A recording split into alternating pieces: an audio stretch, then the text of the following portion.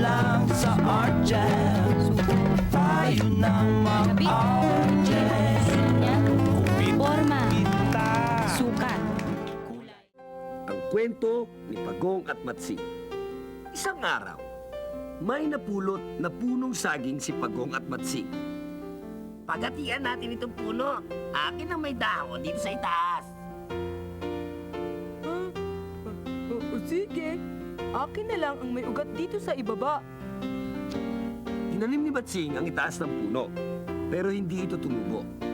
Tumubo naman at nagbunga ang ibaba ng puno na tinanim ni Pagong. Pero hindi maabot-abot ni Pagong ang mga saging. Aabutin ko yan para sa'yo. Ang sabi ni Matsing, inakyat ni Matsing ang puno, pero inubos niya ang mga saging. Hindi na siya nagtira para kay Pagong. Ang daya mo talaga, Matching. Umanda ka mamaya. Ano kaya ang gagawin ni Pagong?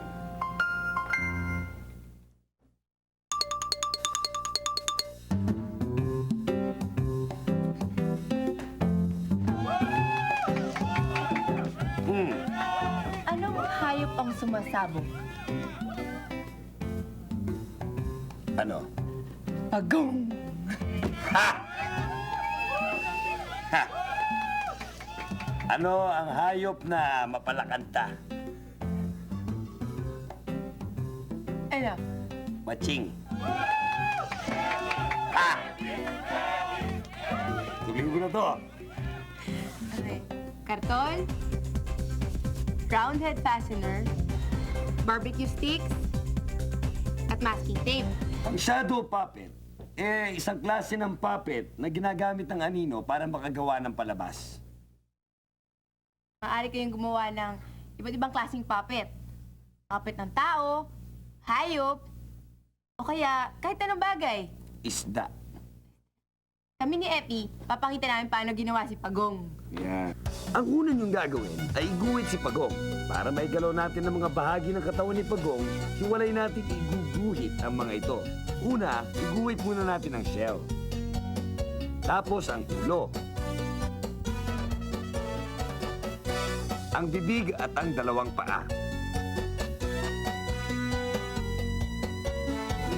Tapos, pwede nang gupitin yung mga bahagi ni Pagong. Tandaan, patulong lang sa mommy o daddy nyo sa paggamit ng cutter, ha?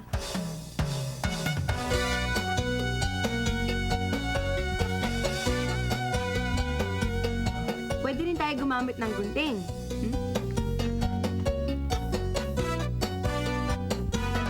Pwede na natin kabit si Pagong. Pero bago yun, lagyan muna natin ng marka kung saan natin sila ipagdudugtong. Yung ulo, dito. Okay. Paa. Dito. Tapos, butasan natin to gamit ang cutter. Pagkakabitin natin ng mga ito gamit ang round head fastener. Hiwain o butasan ng karton doon sa bahagi kung saan gusto nyo itong pagkabitin.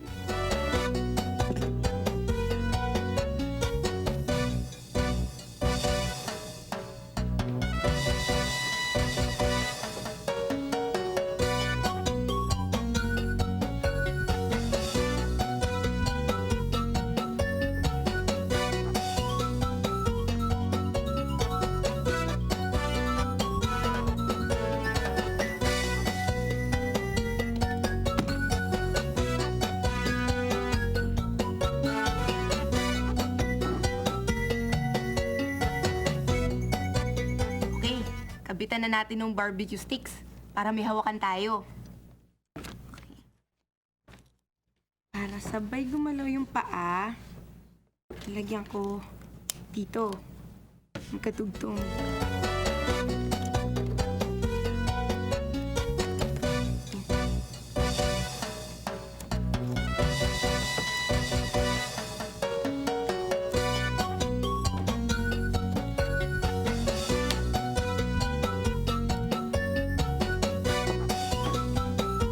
Dikit natin gamit ang masking tape.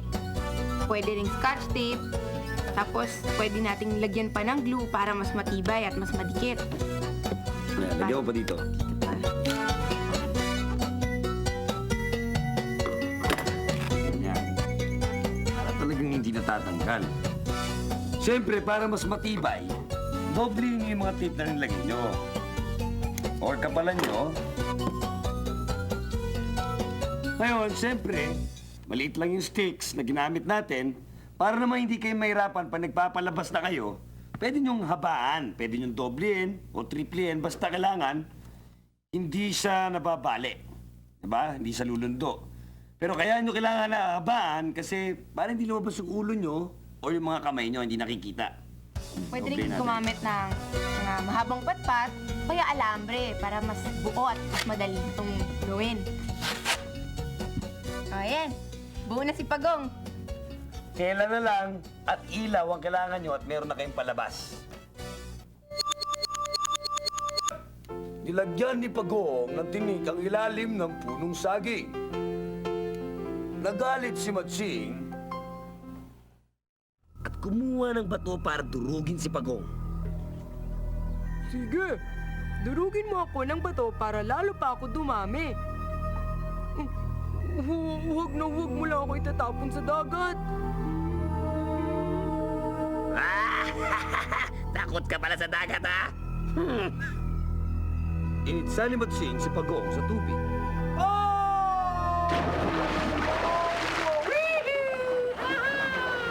Pero nakalimulat niya nang kanyang makita na marunong pala itong lumangoy.